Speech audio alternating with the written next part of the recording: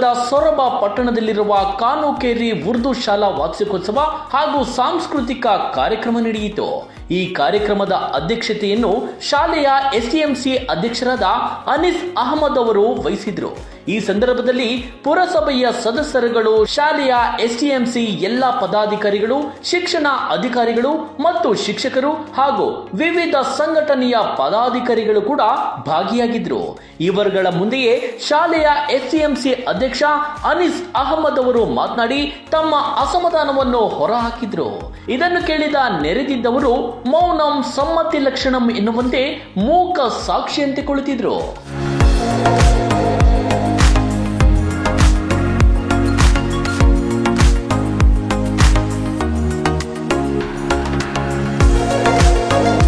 ಇಷ್ಟಕ್ಕೂ ವಿಷಯ ಏನೆಂದ್ರೆ, ಸೊರಬ ಕಾನೂನು ಕೇರಿಯಲ್ಲಿ ಇರುವುದು ಒಟ್ಟು 400 ಮುಸ್ಲಿಂ ಮನೆಗಳು. ಪ್ರತಿಯೊಂದು ಮನೆಗೂ 2 ಮಕ್ಕಳಂತೆ ತೆಗೆದುಕೊಂಡ್ರೆ ಒಟ್ಟು 800 ಮಕ್ಕಳಾಗ್ತಾರೆ.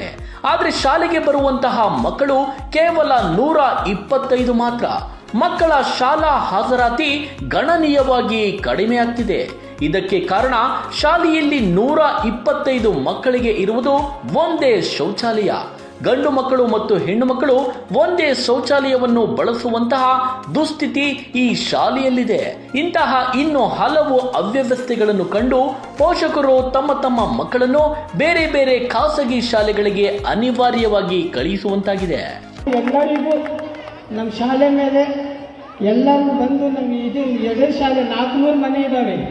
ಇಲ್ಲಿರೋದು 125 ಮಕ್ಕಳು. ಪ್ರತಿ ವರ್ಷ ಕಡಿಮೆ ಆಗ್ತದೆ. ಯಾಕಂದರೆ ಜಾಗ ವ್ಯವಸ್ಥೆ ಇಲ್ಲ, ಬಾತ್ರೂಮ್ ವ್ಯವಸ್ಥೆ ಇಲ್ಲ. ರೂಮ್ ನೋಡಿದರೆ 5 ಇದೆ. ಕ್ಲಾಸು 1ರಿಂದ 7ನೇ ಕ್ಲಾಸು 7 ರೂಮು ಪ್ಲಸ್ ಆಂಗ್ಲ 3 ರೂಮು.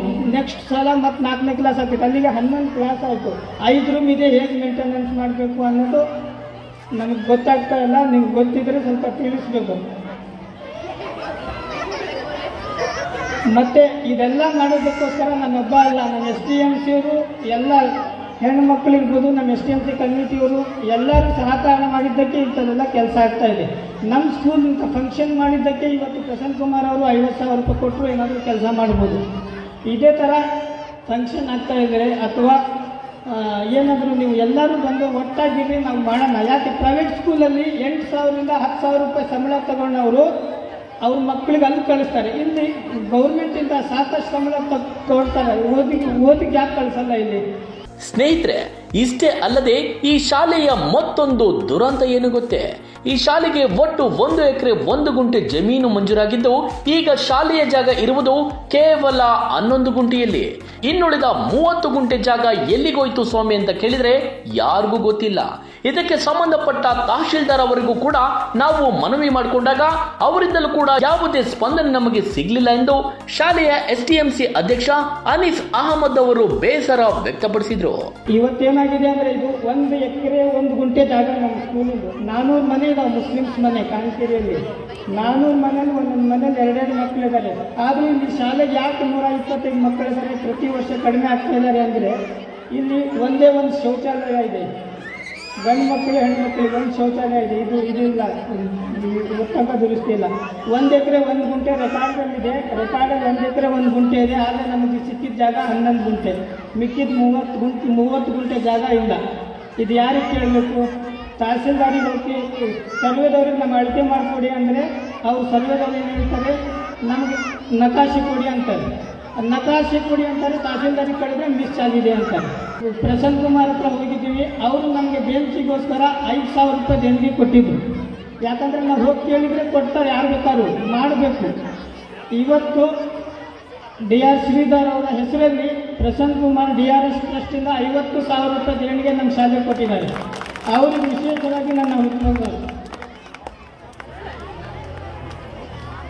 ಹಾಗೂ ರಾಜು ಹಿರಿಯಾವಳಿ ಅವರು 1 ತಿಂಗಳ ಹಿಂದ್ಗಡೆ ಎಲ್ಲ ಮಕ್ಕಳಿಗೆ ಉಚಿತ ರಕ್ತ ಪರೀಕ್ಷೆ ಮಾಡಿಸಲಿಕ್ಕೆ ಡಾಕ್ಟ್ರಿಗೆ ಕರ್ಕೊಬಂದು ಮತ್ತು ದಂತ ವೈದ್ಯರಿಗೆ ಕರ್ಕೊಬಂದು ಒಂದು ಕಾರ್ಯಕ್ರಮ ನಡೆಸಿಕೊಟ್ಟಿದ್ದಾರೆ. ಅವರಿಗೂ ವಿಶೇಷವಾಗಿ ನನ್ನ ಅಭಿನಂದನೆಗಳು.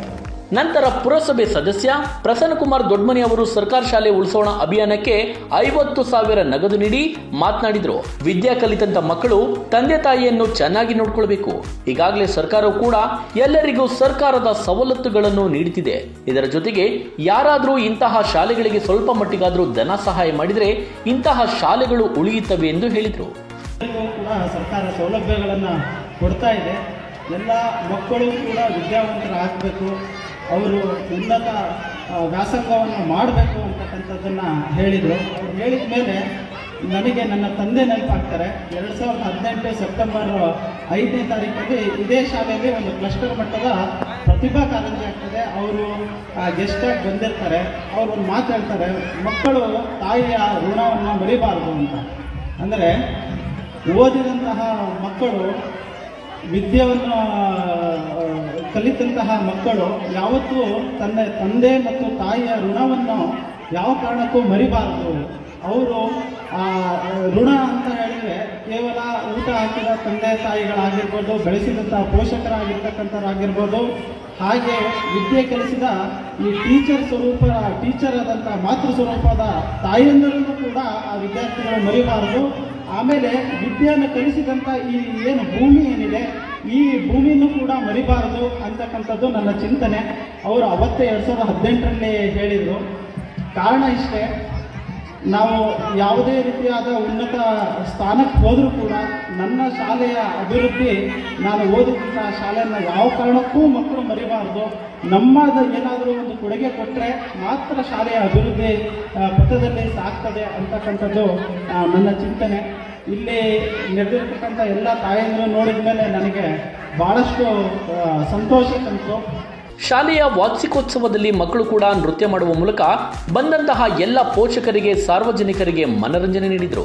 ಈ ಸಂದರ್ಭದಲ್ಲಿ ಪುರಸಭೆಯ ಸದಸ್ಯರುಗಳು, ಶಾಲೆಯ ಎಸ್ಟಿಎಂಸಿಯ ಎಲ್ಲ ಪದಾಧಿಕಾರಿಗಳು, ಶಿಕ್ಷಣ ಅಧಿಕಾರಿಗಳು ಮತ್ತು ಶಿಕ್ಷಕರು ಹಾಗೂ ವಿವಿಧ ಸಂಘಟನೆಯ ಪದಾಧಿಕಾರಿಗಳು ಕೂಡ ಭಾಗಿಯಾಗಿದ್ದರು.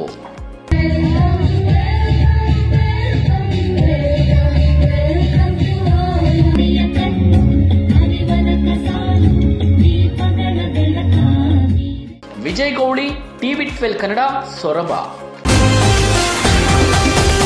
TV12 ಕನ್ನಡ, ಇದು ಕನ್ನಡಿಗರ ಧ್ವನಿ.